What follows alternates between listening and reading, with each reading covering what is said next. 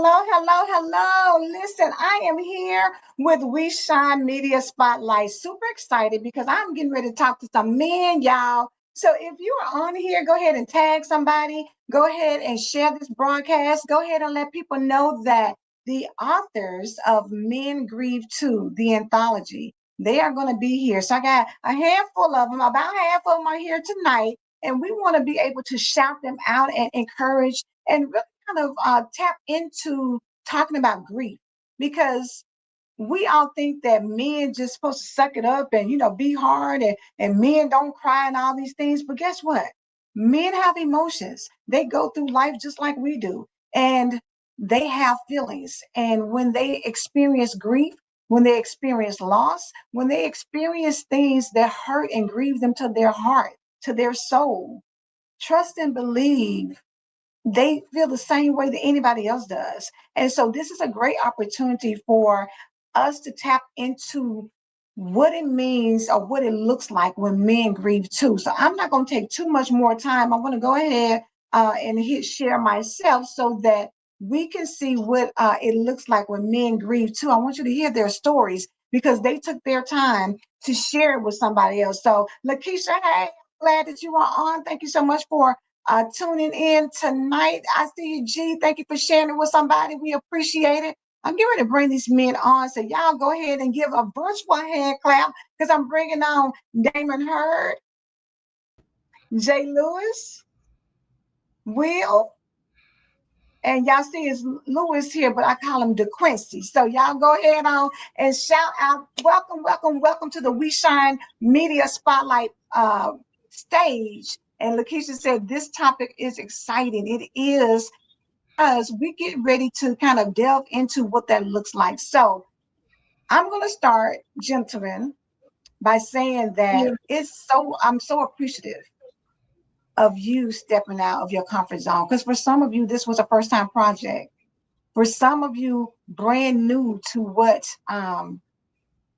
talking about things that have really, been really painful, things that maybe, only a few select people even knew about as far as the depth that it hit you.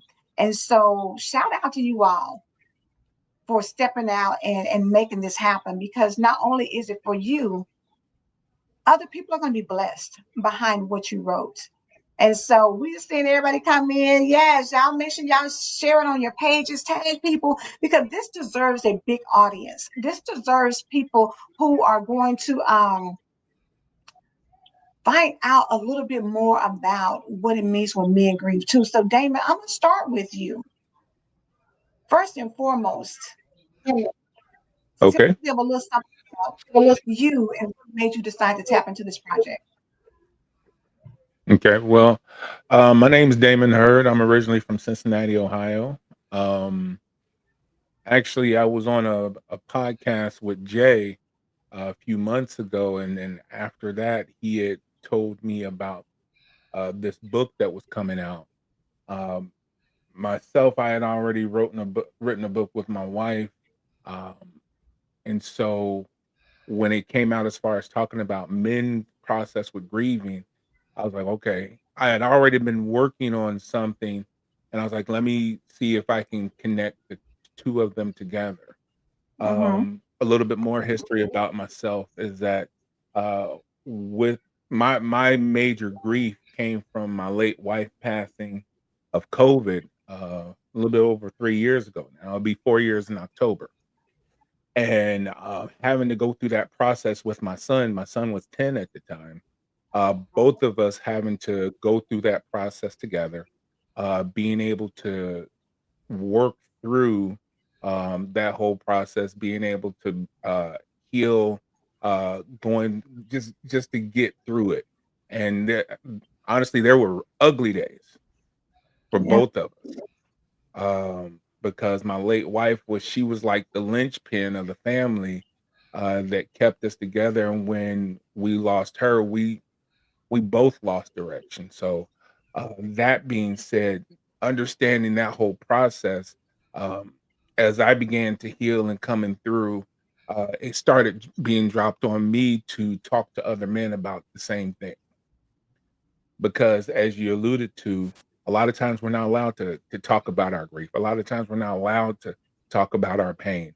Um, so I ended up being an impromptu counselor to probably about 5 different men who had went through a similar situation with losing their spouse. Um, and that just started being drawn on my heart. So with me going through that process, I started writing another book, and this kind of came together around the same time. So Got it. And you know what? I think so many people can relate to your story because, of course, with COVID, so many people lost a lot of people. And it was hard to process because it wasn't, something that you thought, like you said. And I want people to read the book and understand, how quickly that happened and put you in a position where you and your son went from her and him dancing in the rain to she's no longer here. And that's mhm, something hard. You know what I'm saying? It's one thing when you know that people have illnesses, when you know that people are, have been given a certain amount of time to live, that's already hard. But when it comes on unexpectedly, when y'all are, laughing and talking and watching movies and having fun, and a little bit of time later, that happens, it's a difficult thing to process by yourself. But then you think about now, not only is this me dealing with it, but I got to help my son. mhm. Very hard place to be in. And I commend you for navigating those waters, not only for you, but for your son too.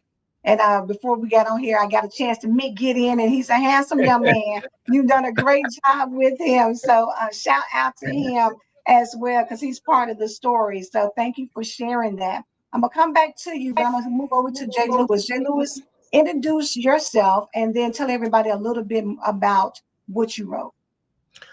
My name is Jay Lewis, and I'm originally from Newark, New Jersey. I'm down here in Austin, Texas now. I host a podcast called The Grief Empowerment Theory, and what's interesting about it is I want to tell people that you can go through all kinds of craziness, but how you decide to handle it will be the difference between it controlling you and you controlling it. And when I actually, it's interesting. When I met Damon, it was, I heard his story, him and his wife's. And it was interesting because to find out that they have both gone through similar circumstances and they found a way to meet together, that actually prompted me to say, I need to have them on my show. Yeah. For me, I remember my wife unfortunately passed away as well. But she passed away from pneumonia. And I had two daughters. I have two daughters. I had no idea how I was going to raise these girls without my wife. I had been with her 26 years. We had been married 17 of them. And I was just trying to figure out how to move and maneuver, how to work through. And it took, like Damon was saying, it took a long time to understand how to do things because like like you alluded to, men aren't supposed to grieve, or we're not supposed to openly grieve. I Right. was in a situation where I had to make sure that I kind of hid it from my daughters. I had to be strong during very difficult times. But then I was blessed because one of my daughters came in one day and was like, Daddy, you don't have to be this way. I know that mom's death really affected you. So from there, you know, I learned how to do like what Damon was talking about. I learned how to share my my pain and turn that pain into some type of benefit to help others.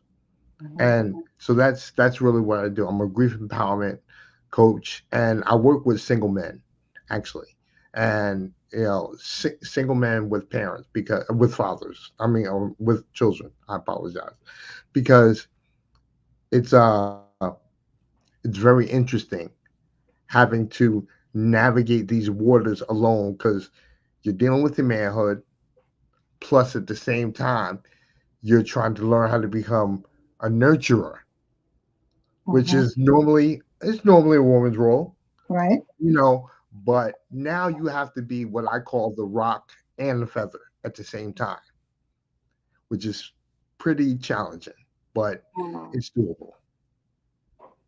I'm glad you shared about having to figure out how to manage with your daughters because that's still a different dynamic.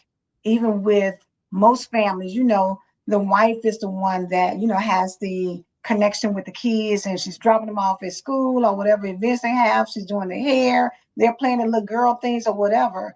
And so, even as a disciplinarian, you still also have to have a feather touch because they want to talk to you. Because now, at the age where your daughters are, they have to talk to you about personal female things that you would have passed that on to your wife to talk about. And now you're in a position to have to talk about that.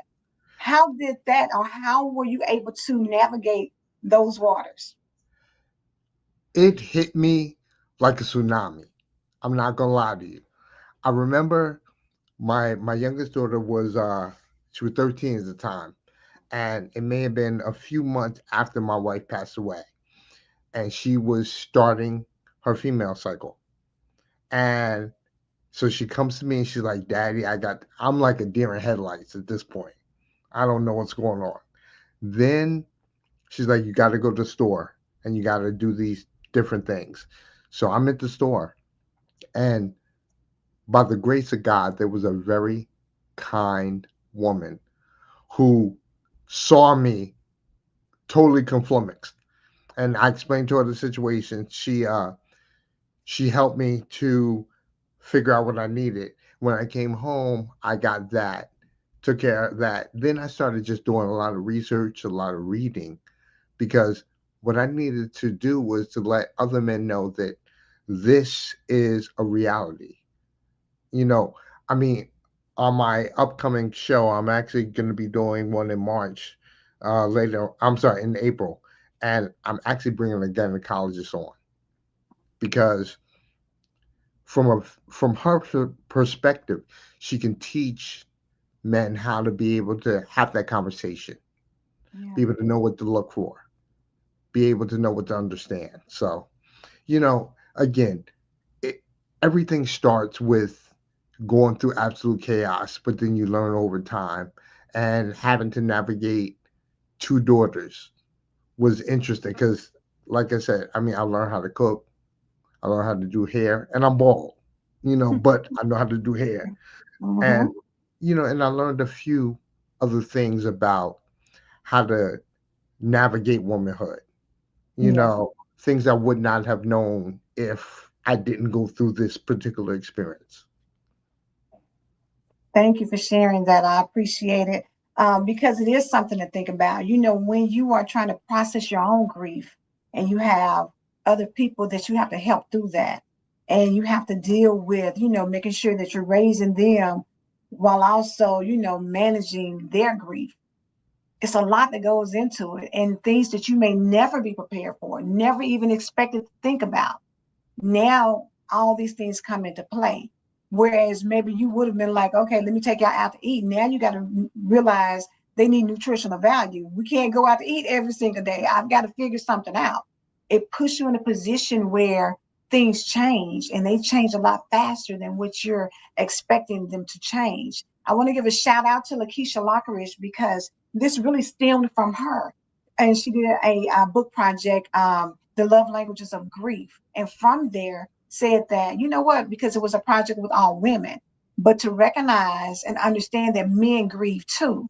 And society is not as easy on men and their grief as they are with women or children. And so, again, this is a topic that needs to be talked about more often. It's a topic that people need to, understand that it goes a little deeper than surface. And so, DeQuincy, I want you to kind of share your story because you kind of speak about that part of it, and how people perceive men and how they should act and talk and walk and move. in society. So I'm going to take you off mute. There you go. Okay. My name is Louis DeQuincy Guess. I'm originally from Columbia, South Carolina, born and raised. Um, and my story is a little different than the other guys in the book because grief didn't hit me in the form of death. It was my early childhood when my parents divorced, and it was kind of hard for me. Um, and at a young age, like Angela alluded to, you're taught that men aren't supposed to cry, men aren't supposed to feel, so you kind of bottle stuff up and you just deal with it. And later on in life, it comes back to affect you, your relationships with others.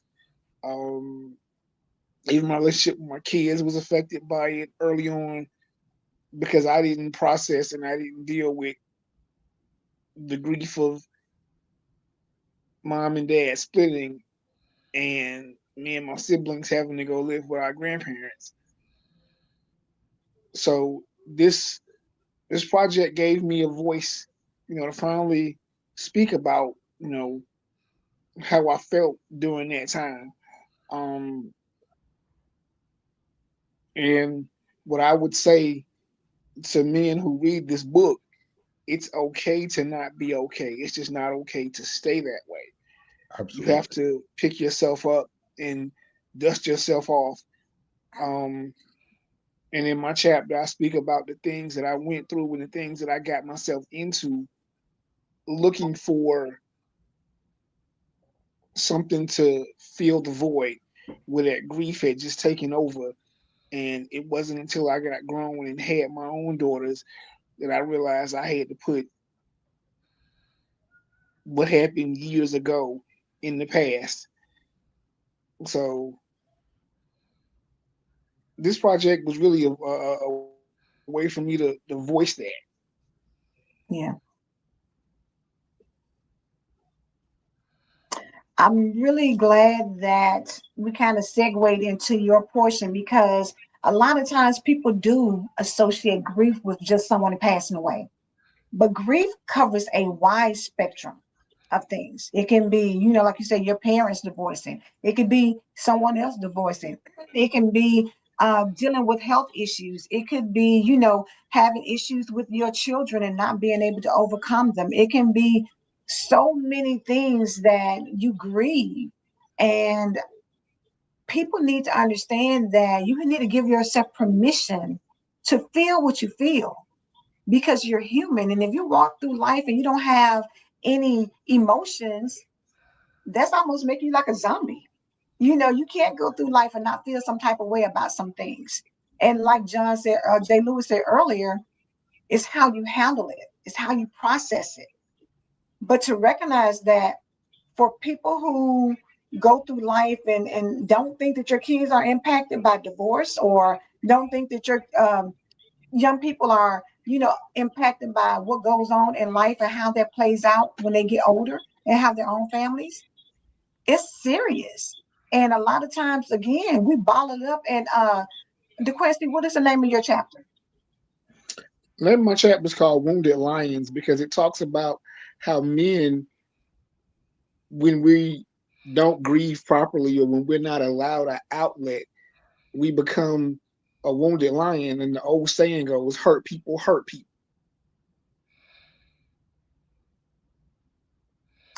That in and of itself is something that people need to think about because when you are brought up in a environment that says what goes on in this house stays in this house, or real men don't cry, or you're a little boy, suck it up, you're going to be okay. When you hear those things, it conditions you to not really speak about it, but you walk around with hurt in your soul. You walk around, like you say, as a wounded lion. So if somebody comes across you the wrong way, if you get a lion in the wrong position, it's going to come at you. It's going to, and it's not going to be pretty. And so let that marinate, let that stay in your spirit on when you think about how you've been in relationships with people and how they may, have treated you wrong. Maybe you feel disrespected. Maybe you feel like, They were verbally abusive, whatever that looks like. Dig a little deeper sometimes to see where that comes from, because sometimes it may be that they're still dealing with some unprocessed hurt. And when that happens, it comes out in a different way. Will, I want to come to you next, and I want you to share a little bit about who you are and about your story. Hello, thank you, Angela, for having me today. My name is William Reeves. I'm originally from Petersburg, Virginia, but now I reside in Richmond, Virginia. My story is I was a single dad. I gained custody of my two boys. I wanted all my kids, but their mama just gave me the two boys, and they was going through some rough things with a lot of getting in trouble in school and stuff. So I took over, and then when I started trying to get them on track, but their mama gave them so much of a leash, a long leash out, and it was like me trying to reel them in was hard, but it was getting there. And then it was like things was going great until it wasn't, and it's like uh one day, you're thinking that, your son's birthday just came, so you're having a good time, you're enjoying it. And then within like a week and a little while later, you're getting a phone call at 4 or something in the morning telling you that something has happened. And it's like, when something like that happens, you don't know how to take that call. You don't know if somebody playing on your phone or is this a joke? You know what I'm saying? But I'm like, I couldn't believe what they was telling me. So I got up, went in his room. He wasn't there. So then I went into panic mode and started doing a whole lot of calling and getting texts and calls. But it was like one of those days where, what you thought won't happen, it finally happened to you. You see it happening, but you like, man, just don't let that ever happen. But once it hits you at home, you think you know what you'll do, but you don't know what you're gonna do. So I went through that whole time of being strong for my other kids and for their mother and my mom, and putting up this wall in front and like I'm good. But once everything settled and I got after the funeral and all that was over, I don't know. I was stuck. I went into a zone where I didn't never been before. I was like, I just didn't want to go to work. I just took my savings to pay the bills and pay the rent. Mhm. And it was like I was lost. And I didn't think that I thought I was good though. I didn't know why I was feeling. I just thought I was good, but I thought I was just a little down. But after time, it was like, it was hard. Took me to a whole level of stuff that I never had, and I ain't had nobody to talk to about this stuff because I didn't know who to talk to or where to go. You know, People say, when you're going through that, you're at a funeral, people always say, if you need me, I'm there. But that's the last time you see them people because they don't come around to your house, knock on the door. They don't make a phone call to call you.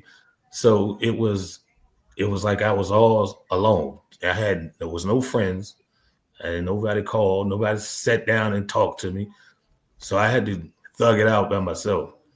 And I thought I was doing it the right way in my way, but little did I know it wasn't the right way. It took me through a lot of obstacles and things that I had to take hits upside the head doing that. And it was like I tried to cover it up with, you know, dating and all this and trying to find time, but no, it really didn't work. I didn't know what it was, but long after a while, I figured out what it was. It was depression. It was like I was Mhm. sick. My son was gone, so it's like, that was a part of me. You know, I didn't know really how to help his brother, so his brother acted out. Because I didn't know how to share my feelings with him, so he did the only thing he knew how is to go with his street friends and get off his path that he was on and messed his life up in a way. Not really messed it up, but took it a different turn. Right. And it's like, if I felt like if I was stronger than what I wanted to be, because I thought I was a pretty strong guy till this happened. But if I knew how to speak and talk my feelings out, I probably could have caught my son before it happened. And he wouldn't have been, I wouldn't have lost two sons at once.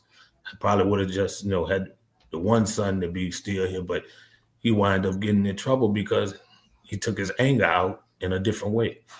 He just lashed out. So it's like so when I was given this opportunity to write this book, I didn't know I really needed this, but I did need it because I never talked about it. I never said these words. I never talked about what it went through. Never talked and told anybody anything. I just bottled it up and rolled on. But and that I got the opportunity to do it, I thought it was a better way for me to help the next person that might go through this, to show them that don't do what I did. Talk to somebody, find somebody. And a lot of women be wondering, they look at men like we supposed to be the man of the house and strong and tough, but they don't realize we hurting just as much as you hurt. We just might not show it because we want to stay strong for you. Right. We dying inside. When you hurt, we hurt. When the family hurt, we hurt. But we also got our own hurt. You know what I'm saying? So it's like nobody can tell you how you feel because they don't know what you're feeling. Because if you don't ever say it, because nobody don't ask you. Nobody asks you. Everybody asks the woman, how you doing? Ask the kids, how you doing?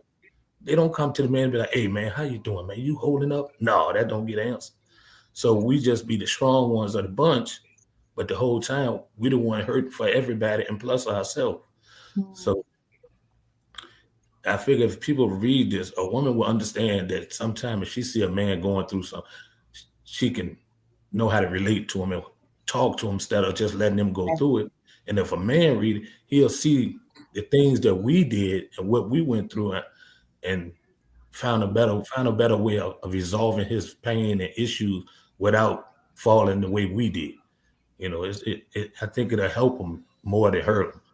So, I think it was a great opportunity for, all of us.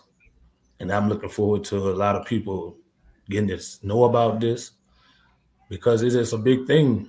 A lot of us men don't get to share how we feel because we always get pushed behind because everybody else be in the forefront and the man got to be the man lion of the house. So he got to hold it in and hold it tight. But deep inside, he falling apart and he got nobody to lash out or tell about it because he trying to hold up his end of the bargain of being dad, the strong man of the house, the ones the kids look up to. You know what I'm saying? So when you know that you got them feelings, but then you don't want to be vulnerable because you feel like you're going, or your wife or your girlfriend or your family member might look at you as you weak. You know what I'm saying? Mm-hmm. And then you think, that's what's going to happen. But sometimes you just got to let it out, man, because you don't want to hold it in. I can tell you that.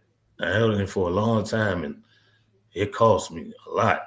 So I just hope people just realize that it's not no easy thing to go through. I'm glad you brought out so many good points, Will, because people don't tend to think that men have feelings or that if you do, you can process it better than women. Women have been given permission to cry. Women have been given permission to, stay in the bed and put the heads over the cover and, people go and check on them and bring the food and do all these things. When men have the same type of situations that cause them to have grief, y'all aren't given the same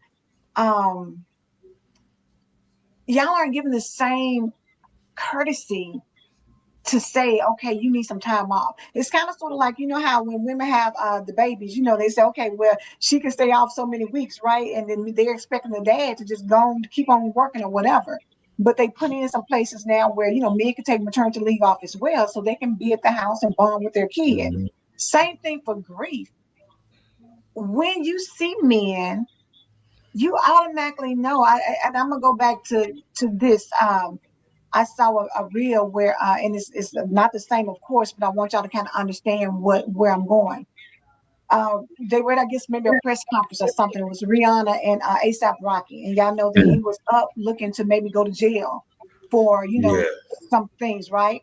And a reporter hollered out, "Hey, Rocky, how do you feel? How do you feel?" And she turned around and put her hand up and said, "How do you think he feels?"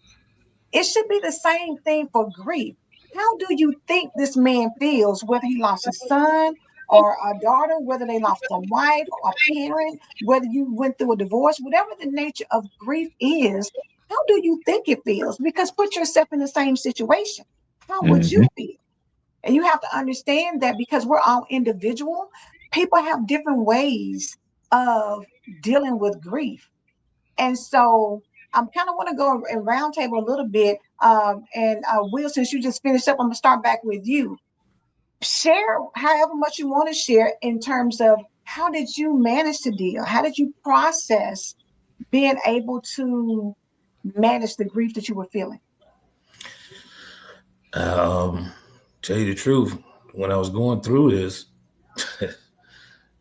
my best friend was, taking a shot, drink liquor, smoking a blunt, and all type of things like that to try to numb my pain. Just to, saying, just to not think about it. I try not to think about it. Try to act like I was good, Mm-hmm. but I wasn't, And it was like I knew I needed to do more. I needed something different. I just didn't know what. At the time, I really didn't know what I needed. I just knew that it had to be something different. I just couldn't do it myself, and I just was like, I don't know what I'm gonna do. I couldn't talk to my mom because my mom really, she been my rock, but she really didn't know how to comfort me. Right. She had her son, so she don't know nothing about this. She could tell me it's gonna be okay and all that stuff and pray and all that. But because my mom is a God-fearing woman, but she don't know how to tell me, what to do and how to get through it. So I Absolutely. couldn't really go to my mom. No, so I could go to her for little things that I used to go through, but this was something totally different. So I Mm-hmm. didn't know how to do that. So, Yeah. I had this fight straight to get through this situation. And it was like, only way I made it through is because I'm gonna tell you, I was going to church for a long time, but it was like when this happened, but it was like when this happened, it was like I was mad at God because I thought he had failed me. I was like, you said you'll protect me and my siblings and my children, and you let this happen. So it was like, what am I supposed to do now? When I was mad at God. So it was like, but if people read this book, they're gonna find out that he hadn't forgot about me. You know what I'm saying? Mm-hmm. Even when I was mad at me, I won't going and stop going to church. I just was going through this. When the time came, he still, had a ram in the bush for me. You know what I'm saying? So Yeah. it was like, and I took notice of that, and I saw it when it came, and I was like, and when I did it, it started bringing me more out of, not brought me out of it, but it started getting me out of the house to start moving forward Yeah. because it was like I ain't really want to be around people. To tell you the truth, Mm-hmm. I ain't want to be around nobody. I had a few friends that came to my house and that's it, but I ain't really want to be in no crowds. I ain't want nothing because I couldn't trust nobody. I was just like, but I think, and it's like after this, next thing I know, years later, I would wind up meeting friends that I never thought I would have, like friends all my life. I never had a friends that would pray together, friends that Yeah. are comfort each other, friends that are talk to each other, you know, every day. It's not like nowadays they don't go by where we don't talk or communicate Yeah. somehow. And I never had friends like that. I had friends that just seemed like they don't forget all about it. I was their friend, you know. Mm-hmm. So it's like, and I'm thankful. If it had not been for God, I wouldn't have never met him. I would never got through it. So I just think I'm thankful for everything. So right now it's like, and good things ahead. That's all I can say. Right now is it's hard to even talk about it now, but I know it's for a purpose. It's all for a good purpose. Amen to that. I'm glad you shared it because it talks, it lets people know. And that's why y'all need to get the book, really. If you know somebody who has experienced grief and loss and is having a hard time dealing with it, get this book and let them read, because sometimes people feel like they're all alone or they're the only one going through, and that's not the case. And I'm glad because you talked about, Will, about being in church and how, when people can tell you, well, pray about it, it's going to be okay, but is it really? You know what I'm saying? It Yeah. sounds good to say. So I want to switch over because having been the publisher, I kind of got the inside scoop on some of these stories. So I'm going to throw it to Damon, because Damon, you kind of went through that piece of it. I want you to share where you were in that place of how God, you know what I'm saying, that you believe God, you trust God, but you also want to know why me? Why me and my son? Yeah, I can definitely understand Will's story. I was in a similar situation where I've always been, even from a child, been a man of faith or a child of faith. I've always been a Christian. I've been involved in church all of my life. And when this happened, even when she got sick, my faith in God was, you know what, this is just going to be this is going to be a testimony to God's power, his healing power. We're going to be able to talk about this to other people or whatever, da da da. Da. That's how it all was for me. And then for me to get the phone call from the doctor that said, hey, look, you need to come here. You need to get here as soon as possible. It just did not compute to me at all. It didn't. I didn't understand it. I'm like, wait a minute, no, this is not supposed to be happening. So with all of that, my faith was shattered. Just being completely honest, because I felt, I was like, look, I did everything I was supposed to do. Fast, I prayed, everything, and God didn't give me the answer that I wanted, and I was angry. I was furious because I was like, look, no, this is not supposed to be this way. Um, so I went into a bad space when it came to the church, to a point where I didn't go to church for a while. It's not that I didn't become a devil worshiper or nothing like that. It's just me and God wasn't on good terms. We just weren't. We wasn't talking well with each other. Um, Especially in that season prior to this happening. Uh,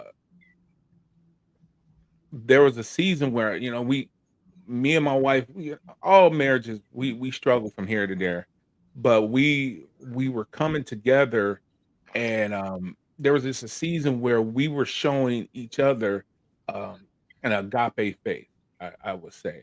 I mean, a agape love where it's like an unconditional, we're working through this and everything like that type of love, and to get to a season of where there's a true coming together and understanding within that, to have her gone. Um, I was angry. I was very angry, just because I'm like, Lord, you told me to do this. This woman was supposed to be the woman I was supposed to be with for the rest of my life. Um, we've gone through everything with each other, and then now she's gone. So again, like I said, me and God weren't on good terms. Um, and it actually came. I had a conversation with a pastor friend of mine. I can say his name, Pastor Anthony Williams of Love Fellowship in Charlotte, North Carolina. I'll give him a shout out real quick. He called me out to lunch one day, and we were just sitting there talking, and he asked me, he was like, "Look, have you been to church?" I was like, "No." I was like, "Nope." I was like, "I don't feel like." And he's like, "Well, that's understandable." But part of what he also said to me, he's like, "Look, you're not gonna want to hear what I'm about to say, but I'm gonna say it anyway." He said, "One day this season is gonna mean something to you and other people. You're not gonna want to hear this, but this season is gonna mean something to you as well as other people. He's like, you're a minister. You minister in a way that's very personal. Um, so God's going to use this season, and I even in him saying that, I got mad at the table. I did. I was like, look, are you kidding me? I was like, look, I got nothing for God right now. Absolutely nothing. I was like, I went the whole gambit for him, and I came out with nothing. He's like, I get that. He's like, but this is going to mean something. He's like, that's why he's like, have you been to church? I was like, no, I haven't been to church. He's like, you need to go to church and just sit. He's like, look, you're used to being, he's like, his words to me were, the church is kind of like a hospital. He's like, you're used to being a doctor. Right now, you're a patient. You're in a season of being a patient, and you need to heal, and you need to be in a place where you can heal. So we ended that lunch, and I took his words, even though I didn't like it.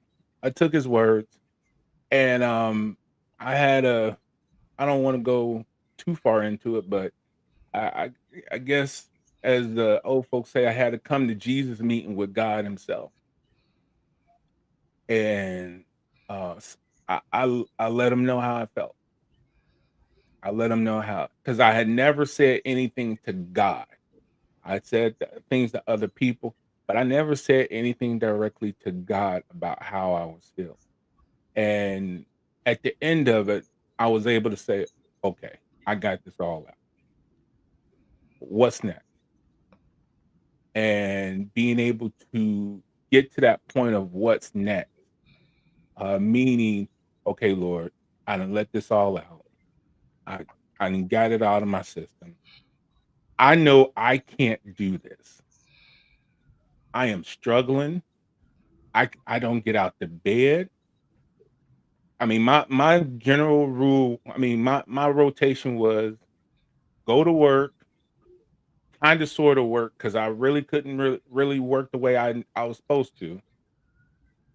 Get my son, we go home, I drop, fall into bed. My son would probably have the run of the house. There was times where he was the man of the house, in all honesty, because I was hurting that bad. And that, and wash, rinse, and repeat. That was my rotation. Um, but after I had that, I guess you say the come to Jesus meeting with God, I was able to say, okay, I can't do this without you. So what do I need to do? And I ended up um, joining the church. Actually, I went and joined the church that I had my late wife's memorial service in, Mhm. uh, and kind of started making my steps back from there.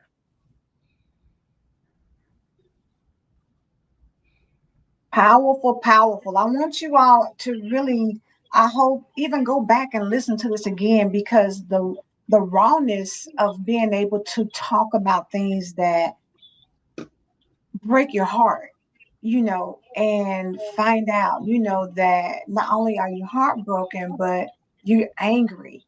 Then you're kind of, just lost and confused, and trying to figure out why, because some things don't make sense. God's ways are not our ways. And when you grow up in the church, when you have people around you that, say, I'm praying for you, can be very frustrating, because at the same time, as good as we know that the prayers of a righteous man availeth much. I'm like you, Damon, when my mom, passed, I thought the same thing. I was like, we're gonna pray and she's gonna be all right, and I'm believing God, and you're thinking a certain thing, and you're just like, okay, it's gonna turn around, this is the with faith that we have. And when it doesn't happen, it makes you question why. Or you go through those emotions where you're just like, I don't want to be mad at God, but I'm angry. I am angry that this happened. DeQuincy, I want you to kind of talk a little bit about the fact that like you said, your circumstances were different because it didn't result in the depth in the initial part of your grief, but you also had a little resentment because in the beginning, like you said, if your parents weren't together, you know, the relationship with your mom, and then later on, your mom did pass. So can you speak a little bit about, you know, where you were in that process and how you were able to kind of manage your grief to a point, and or how did that grief carry into other relationships that you had with women as a result of how you felt about your mom? Um, because it happened when I was so young. The first thing was trying to build up, trust. And my grandparents, especially my grandmother, were the best. They they were really there for me and my siblings. They raised us right, raised in the church, but there was still a part of me that just didn't. How can I put it? It just didn't get over that traumatic experience of, okay, mom and dad aren't together anymore. How do I navigate life? Going to school. You see everybody at the award ceremonies and basketball games with their parents, and you know traditional family life. And as I got older, it was just a trust factor when it came to relationships, because back in my mind it was, are these women gonna walk away like my mom did? And that's where the self gratification and lust came in, because relationships really didn't mean anything to me for a time period. It was just all about fulfilling the need and that being that. But as I got older and developed a relationship with my mom, that kind of helped, you know, put the past in the past. And like you said, she did end up passing. It's been be 16 years this year. So the things that I went through and the things that I put myself in, and the relationship that was strained with me and my kids for a while because of this, I had to take a step back and realize that I was a hurt person that was hurting people that I should have been giving love and attention to. And so again, I'll say it's okay to go through things, but when you go through stuff, you have to grow through it as well. That's good. Because grief can overtake you to a point where there are times you can feel worthless, you can get mad at God, you can do all these things, but that doesn't change, it doesn't fix what happened. So you have to come to a place where you fix yourself. Then you have that, like Damon said, come to Jesus meeting with God and realize that there are steps I need to take to fix what's hurting me, because I can't go back and undo the past. I can just change how I react to it and how I move forward with my life. And so there was some dark days. There were some days, I felt like it could have been my fault that my parents divorced, even though I was a kid. I had to go through all of those feelings of different emotions and trying to figure out life as a young man. But when I came to the realization that this was hindering my life, that's when I began to make changes and begin to kind of push forward in a positive direction.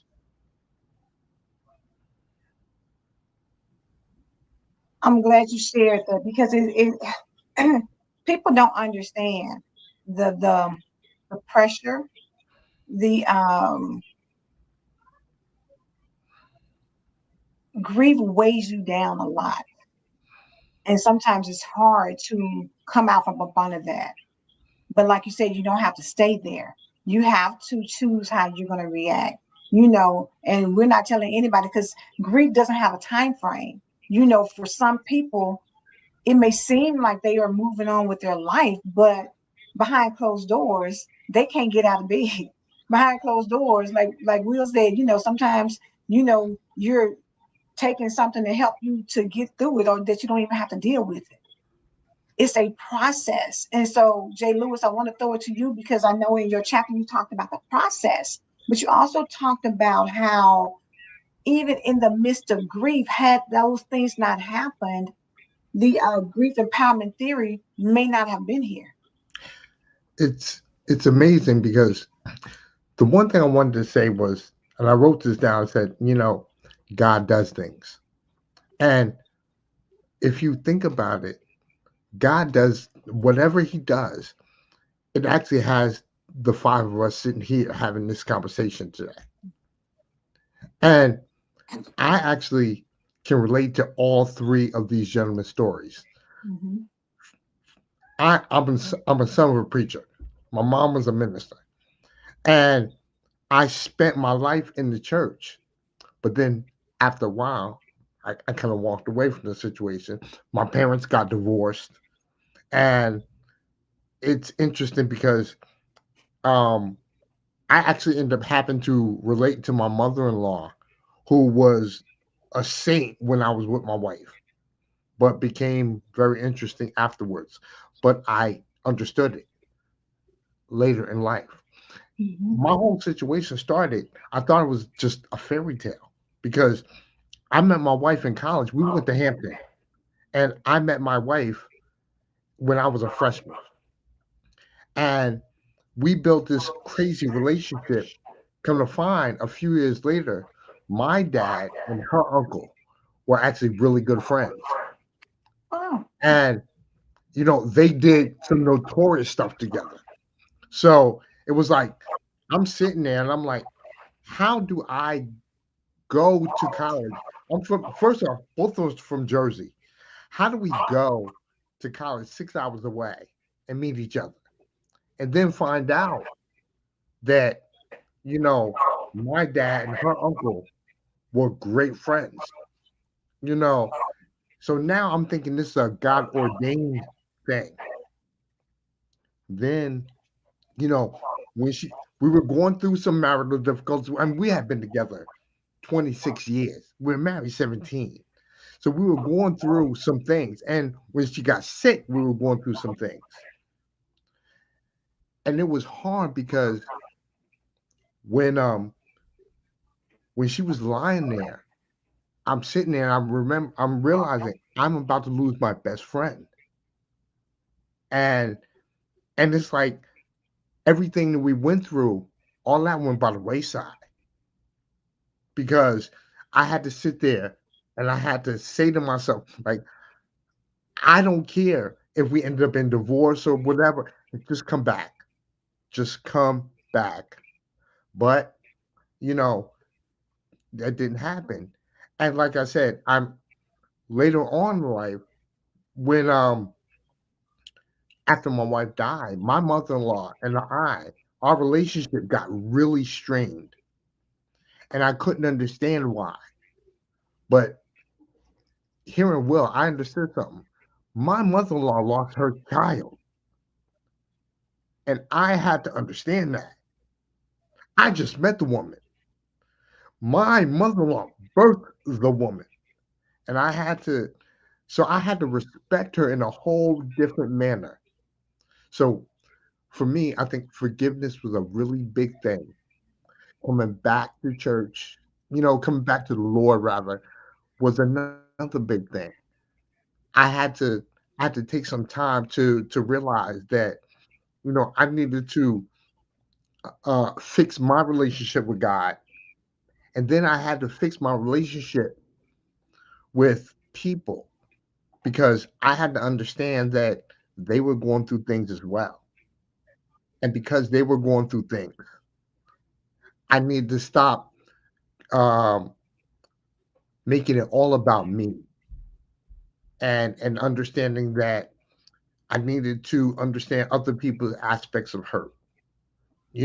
So and again, that's a hard thing to understand. It's a hard pill to swallow, but you have to realize something, that in order for you to gain and grow, you have to also um, work with other people and understand that you have to maybe be there to help them during their times, you know, and it will come back to you eventually. So it took me some time to realize that I needed to give a little to get a little type of thing. And also I needed to stop stop internalizing this hurt for myself. And the minute I made that decision, doors started opening up for me.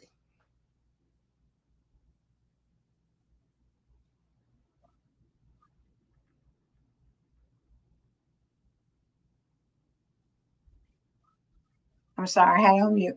I want you all to really understand what these men are talking about. And it's so beautiful how each one of you in talking can pick up something from the other, even after the fact, even in your story, and even with the connections. Will was talking about his relationship with God, and then I can throw it to Damon, he can say the same thing. To come back and DeQuincy talk about, you don't have to stay in what you're going through, and then go to John, J. Lewis, who can say, Will said something because, yes, I lost my wife, but her mother lost her daughter. It's so many dynamics that come into play when you're dealing with grief. And grief is something so hard that we tend to just think about how we're feeling. But other people also come to play inside that. So, for these last couple of minutes that we have left, I want you all to, whatever you want to share with somebody, if you want to give somebody an encouraging word, if you want to, whatever it is you want to say about your chapter, whatever it is, I want you all to take this moment to really speak to people. And then, of course, let them know how they can get in contact with you or how they can follow you, because this is the beginning. It's not the end, it's the beginning of other things happening, as a result of this connection. So go ahead, John. I wanted to say grief is a gift, and it seems harsh. The grief, that what happened to you is not the gift. What you learn from it is the gift. You learn how to be a little bit more compassionate, a little bit more understanding. You learn different skills, different talents, different things that you never would have learned. Unfortunately, the grief unearths. It's like an etch a sketch. When you shake it up, you know, you can remake whatever you want to make. But you have to understand that at a time, the grief impacts you so much, it tears you down, but it also rebuilds you. Yeah. Wow. Thank you for sharing that. DeQuincy?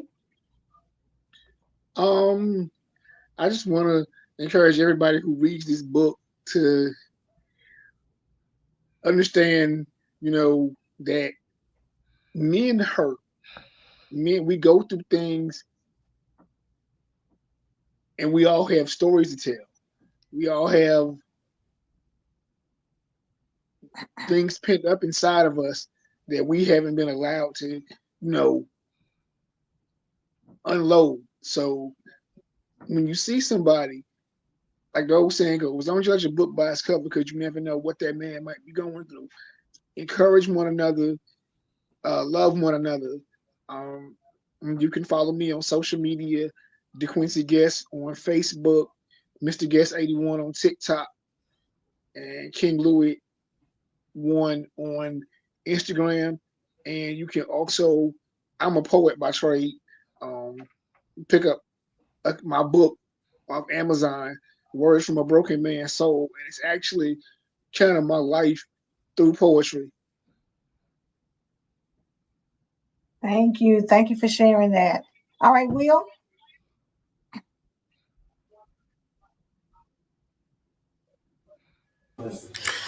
All right. I think all I want to do is leave people with is, just make sure you know your groups around your people, and just find out, what they're going through before you just assume that they're good. In every situation, check on the man of the house sometime first. Give them a little bit of your time.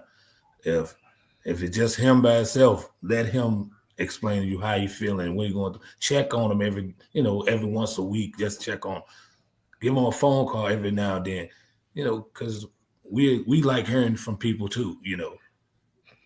I don't have a wife or none of that, but I know some of these guys might do, and I know if it's something happen, a lot of their friends and family probably went towards the wife and thinking that he could handle it, thinking, oh, he good, let's worry about her and the kids. But so get a man a little attention, and remember that we got feelings too.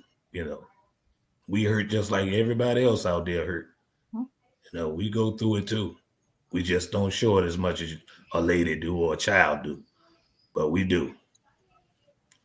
That's all I want to say. I hope they enjoy the book, and I hope everybody get a chance to read it, because I feel like it's a good book for people that understand a lot of things from a different views in different situations. Everybody's story ain't the same, but grief is grief. No matter how it come at you, it's the same thing. It's gonna hit you and gonna drag you. So I just want everybody to get along and know how it feels to just see a person go through. You get a close hand view of that right now in this book. You get to see it straight up what we went through and how we got through it. And maybe they can pull some away from that and get through their own struggle and their own grief. That's Yeah. all we hope that happens out of it. So I thank you for letting me be here, and thank you for letting me share my story. Absolutely. Thank you for being a part of it, because this is such a powerful thing. I don't think even in this 1 hour, we can't really give you all of it, but hopefully it's enough for you to be interested to pick up the book, to read about it. Damon, close it out. Oh, I'm the closer. Okay. Um, I will say, in me talking with men, and even in my own story, uh, I usually tell men, especially, there's 4 points, 4 big things I would tell them in dealing with grief. My chapter is called "Navigating the 3 dimensions of loss." But within that, there's 4 points I usually will tell somebody. Um, Number one, and I believe DeQuincy, he said it earlier. It's okay not to be okay. Because again, we're built to hold the world on our shoulders. We're built to not shake. We're built to not let anything toss us or anything like that. Well, when you go through a loss or you go through grief or whatever, um, you have to have those moments where you're not okay, and it's okay to not be okay. So that's usually the first thing I would tell people.